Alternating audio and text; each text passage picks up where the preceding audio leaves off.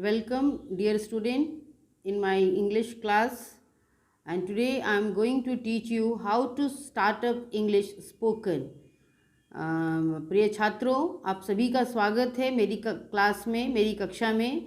और मैं आज आप लोगों को इंग्लिश बोलने की जो प्रक्रिया शुरुआती दौर में जब हम इंग्लिश सीखते हैं तो कैसे बोलना है ये बताने जा रही हूँ। कुछ छोटे टेक्निकल टिप्स हैं, जो छोटे छोटे मिस्टेक्स मैं अपने स्कूल में बच्चों को देखती हूँ और मुझसे जो बच्चे मिलते हैं चूँकि मैं रूरल बैकग्राउंड में टीचर हूँ, वहाँ मैं बहुत छोटी छोटी मिस्टेक्स देखती हूँ। तो उनको कैसे स्टार्टअप करना है इंग्लिश, जो कि मेरे पास कई स्टूडेंट्स की रिक्वेस्ट आ रही थी, जो कि मेरी लाइफ में आती है कि मैम हमें आप इंग्लिश बोलना भी सिखाइए, उसके लिए भी टिप्स दीजिए।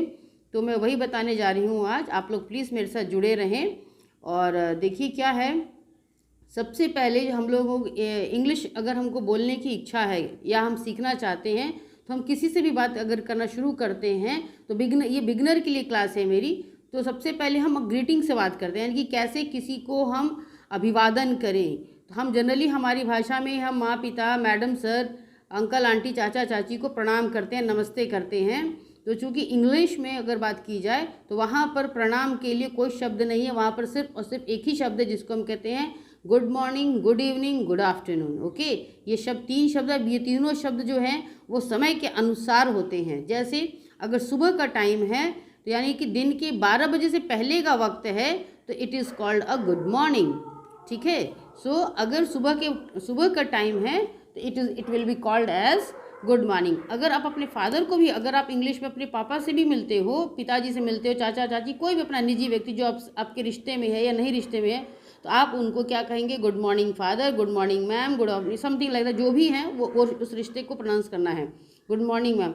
इसके बाद दिन के 12 बजे तक, लेकिन 12:0 जैसे ही ऊपर हुआ, 12:01 हुआ तो आपका हो जाएगा वो गुड आफ्टरनून।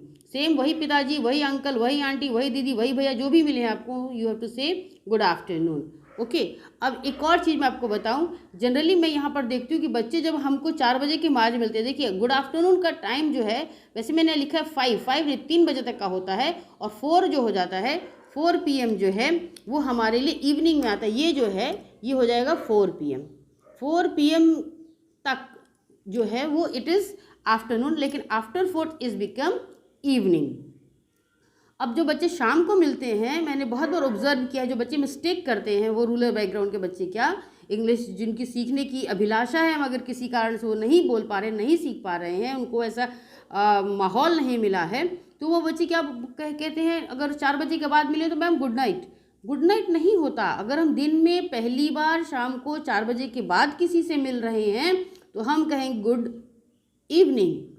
और हमें ये कन्फर्म है कि अब हम उनसे दोबारा नहीं मिलेंगे आज की डेट में, तो हम उस समय उनको कहेंगे गुड नाइट। यानी कि दिन के टाइम पे हम नहीं कहेंगे, हम शाम के 4 बजे के बाद ही, उस 4 बजे के बाद जब वो अंधेरा जब हो जाता है, तभी अगर हम उस समय डिपार्ट हो रहे हैं, उस समय लीव आउट हो रहे हैं, तो हम कहेंगे गुड नाइट।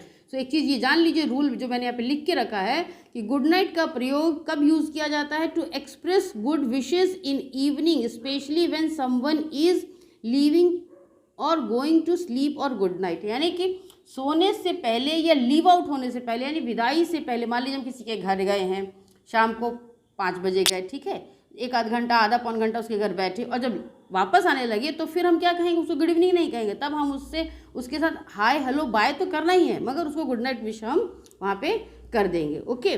सो हो जाता है। मैंने क्या बताया आपको आज? जो पहली 3 चीज़ें हैं वो very first thing, 3 things change क्या है कि जब आप किसी से मिलेंगे तो कहेंगे उसको गुड मॉर्निंग, और दोपहर के 12 बजे के बाद मिलते हैं तो उसको कहते हैं गुड आफ्टरनून, और हम अगर उसको शाम के 4 बजे के बाद मिलते हैं तो कहते हैं गुड इवनिंग, और अगर हम उसको 6 बजे के बाद लीव करते हैं, यानी कि अगर हम वापस उससे हमारी विदाई है, वापस जा रहे हैं, डिपार्ट हो रहे हैं, तो हम उसको कहेंगे क्या?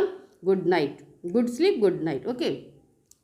अब इसके बाद आइए एक और चीज़ जो वो भी आता है आपको ग्रीटिंग में ही। जैसे हमारे फ्रेंड्स हैं बड़े बुजुर्ग, लेकिन हमारा उनके साथ जो रिलेशन है बड़ा ही फॉर्मल है, दोस्ताना रिलेशन है, दोस्ती बड़ा रिलेशन है, तो हम क्या कहेंगे उनसे? इनफॉर्मल। जब इनफॉर्मल रिलेशन हो जाएगी, त है, आप लोगों को वो दिख रहा होगा, तो इनफॉर्मल रिलेशन जब होगा तो हम क्या कहेंगे उसको? हाय और हेलो। जैसे फ्रेंड को ही मिला, आंटी को, हेलो आंटी, मतलब चूँकि आप उनसे बहुत फेमिलियर हो, बहुत अच्छे से बात करते हो, गुड मॉर्निंग हेलो फ्रेंड्स इस तरह से। ओके, तो इनफॉर्मल वे में हम उसको कहेंगे हाय एंड हेलो। ओके, अच्छा, जैसे आप कह सकते हैं हेलो श्याम, हेलो मोहन।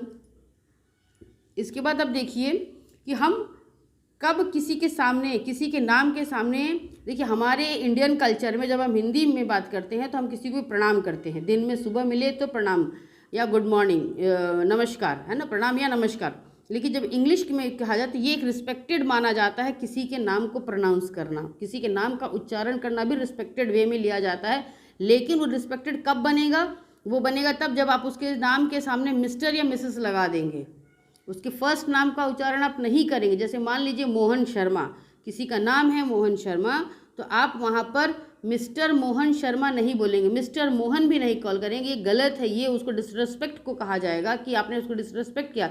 लेकिन वहीं आप कहते हैं mister Sharma good morning, that means you are giving him respect. या आप कहते हैं mister Sharma how are you, आप कैसे हो, तो वो भी आपका रिस्पेक्ट माना जाएगा। दैट मीन्स आपने समझ लिया। जैसे मैंने आप एक एग्जाम्पल दे रखा है कि मिस्टर और मिसेस सीता वर्मा, अगर मान लीजिए किसी का नाम है सीता वर्मा, तो आप वहाँ पर मिसेस सीता वर्मा नहीं बल्कि मिसेस वर्मा कहेंगे।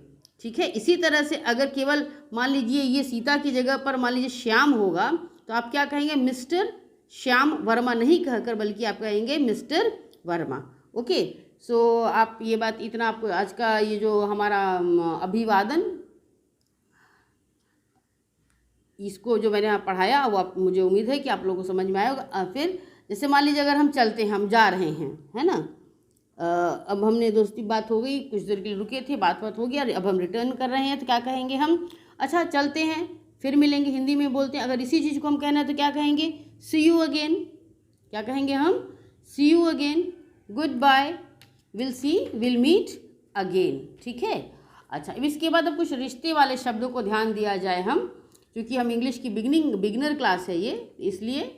तो आप देखिए इसमें क्या है, जैसे अगर हम, हमारे जो दादा हैं, दादी हैं, बड़े बुजुर्ग हैं, जैसे दादाजी हैं, दादी हैं, पिताजी हैं, माँ है, चाचा है, इनको किस नाम से पुकारा जाए? दादाजी को कहते हैं क्या हम?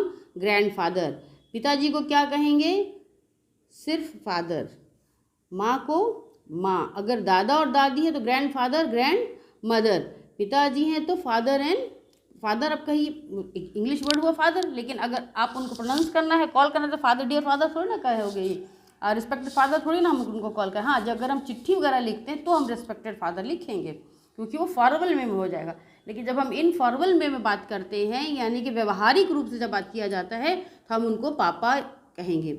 माँ को मदर, मदर को मदर ना कहकर हम उसको माँ, मॉम, मम्मी, जो भी आपको कॉल करो। इसके बाद आता है जैसे चाचा है, ताऊ है, मामा है, फूफा है, मौसी है, मौसा है, तो हम क्या कहेंगे? वहाँ पर इंग्लिश में इन सारे रिलेशंस के लिए ओनली वन वर्ड है, जिसको कहते हैं क्या? अंकल। इसी तरह से इसका जो फीमाइन जेंडर है उसके लिए हम क्या कहेंगे?